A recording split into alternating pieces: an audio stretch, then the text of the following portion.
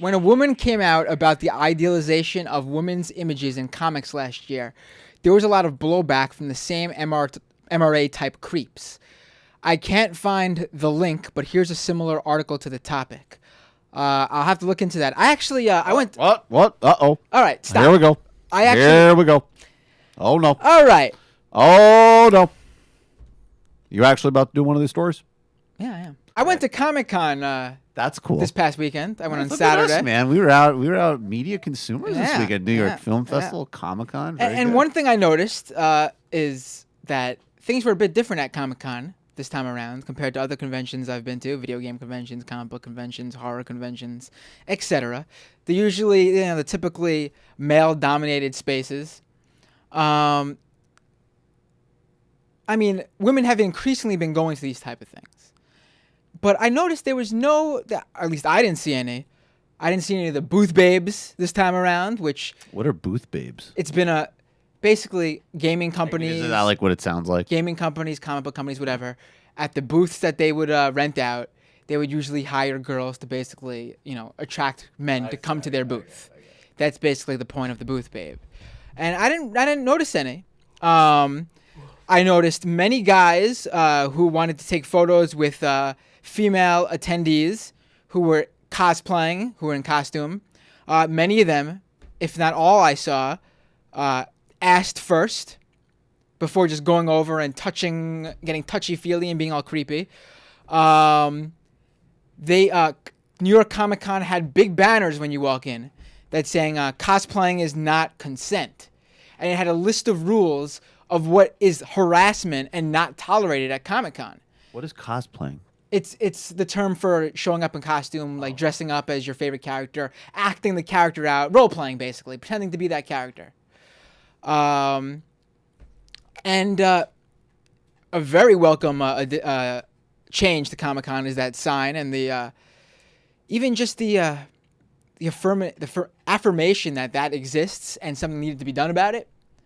That there is a plain list of rules for any and all attendees to see, and you can't claim ignorance to things that should be social norms, but I guess to an audience that plays to those who are socially not norm.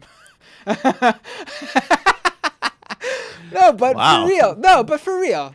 And that was very jokes that aside, was very MB style right there, jokes buddy. aside, hey, jokes aside. Hey, I'm part of that. Listen, when I was in... No, go ahead. When I was young, man, my best friend and I, what we did was we wrote a movie script to Mortal Kombat. Like a full feature. I'm talking about like we were like 11, 12 years old. While people were on the bus singing, while the jocks and all the girls were singing songs on the field trips, me and him were talking about what Baraka would do to Scorpion in our little... I don't know. Our I don't, and I Mortal really Kombat would, I would screenplay. appreciate to not know about this. So Go ahead. I do feel for the gaming and comic book community. But you guys, I mean, there's stories like this that come out. This is from a few weeks ago, but we didn't talk about it on the show yet. We didn't have time to. Our last two Matt and Mike shows ran, like an hour and a half over. Which is not We gonna gave happen you guys today. like a 2.5 hour show last time.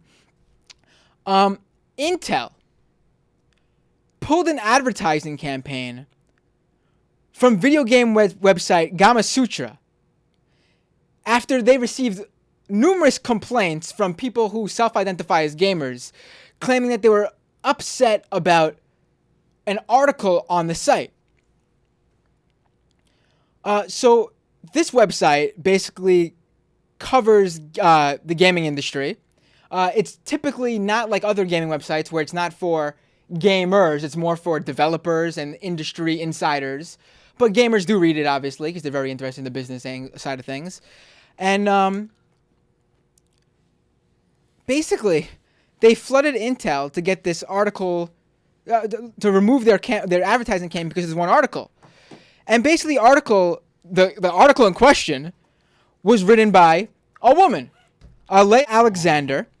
And her piece basically argued that the game industry has bloomed so large and has become so big that it has outgrown its original origins, the whole niche aspect of gaming that some of our listeners have even tried to argue about.